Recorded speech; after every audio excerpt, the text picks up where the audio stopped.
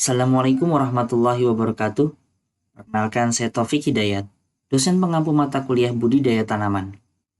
Pada kesempatan kali ini, dan juga sebagai penutup dari rangkaian perkuliahan budidaya tanaman, kita akan membahas hubungan antara air, dalam hal ini adalah atmosfer, tanah, dan juga tanaman. Tujuan kita hari ini adalah untuk mendapatkan atau meningkatkan pemahaman mengenai peranan air pada tanaman, serta mendapatkan hubungan antara air, tanah, dan juga tanaman. Air memiliki peranan penting dalam pertumbuhan dan juga perkembangan tanaman. Air merupakan komponen utama penyusun tanaman. Sekitar 85-95% kandungan dari protoplasma sel adalah air. Dan organel-organel lain seperti kloroplas dan mitokondria atau organel yang kaya akan lipid dan juga protein mengandung sedikitnya 50% air. Daging buah, sebagian besar komponennya adalah air. Bahkan untuk tanaman seperti semangka, hampir 95% isinya adalah air. Untuk daun sendiri, daun tanaman yang lunak mengandung 80-90% air. Di bagian akar, 70-90% komponennya adalah air. Kayu yang baru ditebang bahkan mengandung 50% air. Bagian tumbuhan yang sedikit mengandung air adalah buah yang sudah masak, biasanya antara 10-15%. Untuk beberapa tanaman tertentu.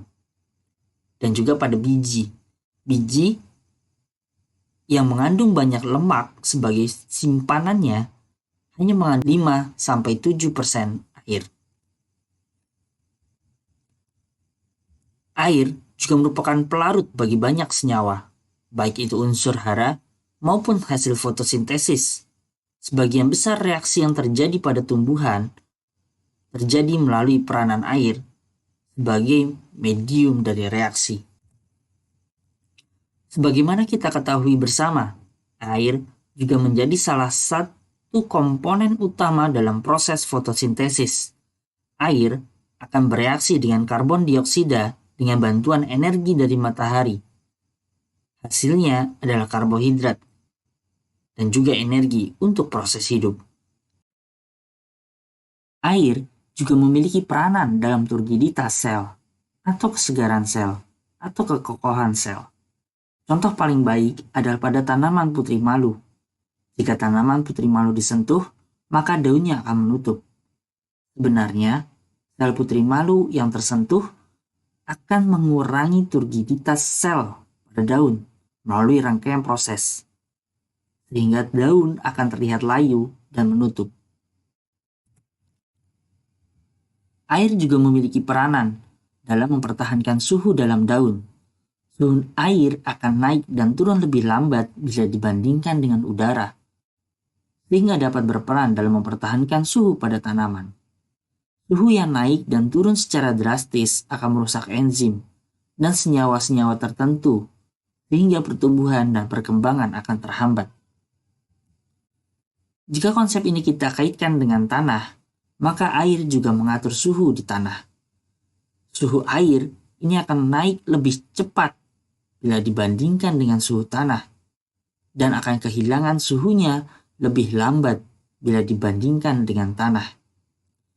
Dengan mengatur suhu tanah, maka menjamin proses peresapan unsur hara dapat berjalan dengan optimal. Jika kita kaji, air, tanah, dan juga tanaman, ini merupakan suatu reaksi yang kompleks. Tumbuhan akan membutuhkan air. Air tersebut diambil dari air tanah.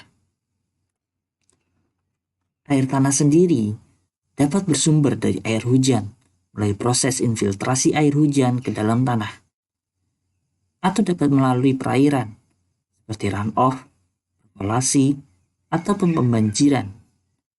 Aktivitas manusia juga memberikan sumbangan terhadap air tanah, misalkan melalui proses irigasi. Binatang melalui defecation bisa menyumbangkan air pada tanah. Tumbuhan sendiri, selain memanfaatkan air pada tanah, juga menyumbangkan air pada tanah melalui proses dekomposisi. Air tanah yang bersumber dari air hujan. Air hujan sendiri merupakan proses kondensasi dari air yang ada di atmosfer. Jumlah dan juga besarannya itu sangat bergantung kepada ketinggian tempat, suhu, saturation atau kelembaban, dan juga lokasi. Air yang turun bisa masuk langsung ke dalam tanah melalui proses infiltrasi atau masuk ke dalam sistem perairan. Air yang ada di atmosfer ini merupakan hasil dari proses evaporasi dari perairan dan juga presipirasi dari manusia dan juga binatang dan juga transpirasi dari tumbuhan. Rangkaian proses yang kompleks inilah yang menjadikan air berputar atau kita kenal juga dengan istilah peredaran air. Air tanah memiliki peranan paling penting. Kenapa?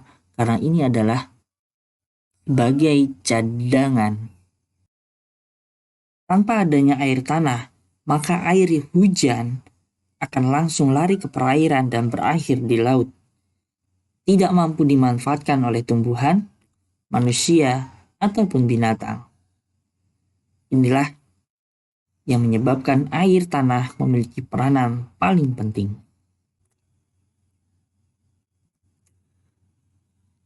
Air hujan yang turun akan masuk ke dalam tanah melalui proses yang namanya infiltrasi. Sebagian air akan hilang melalui proses runoff atau aliran permukaan. Ketika air hujan masuk ke dalam tanah dan tanah sudah tidak dapat menampung air lagi, titik ini disebut dengan kondisi tanah jenuh air atau kadar air maksimal. Seluruh pori-pori, baik mikro maupun makro, terisi oleh air. Setelah beberapa hari, melalui proses drainase, maka akan sampai di titik yang namanya kapasitas lapang. Atau pori mikro terisi oleh air dan pori makro terisi oleh udara. Nah, kondisi inilah kondisi yang optimal untuk pertumbuhan tanaman. Tanaman mampu menyerap air pada kondisi ini. Air pada kondisi kapasitas lapang ini bisa hilang melalui proses evaporasi dan juga transpirasi. Setelah berminggu-minggu prosesnya berjalan, akan sampai di titik yang namanya titik layu. Tanaman tidak dapat menyerap air yang ada, padahal masih ada sedikit air pada tanah. Jumlah air pada kapasitas lapang dikurangi dengan air pada titik layu, inilah jumlah air yang tersedia bagi tanaman. Tanaman membutuhkan air. Tanah menyimpan air yang dibutuhkan oleh tanaman. Dan atmosfer menyediakan energi untuk mengambil air dari tanah. Inilah hubungan antara tanah, air, dan tanaman secara rinci. Nah, ini perlu kita diskusikan bersama. Kenapa pohon yang tumbuh di wilayah rawa ini memiliki pertumbuhan dan perkembangan yang lebih lambat bila dibandingkan dengan wilayah daratan lain. Padahal air tersedia secara optimal. Demikian yang dapat saya sampaikan mengenai materi hubungan antara air, tanah, dan tanaman.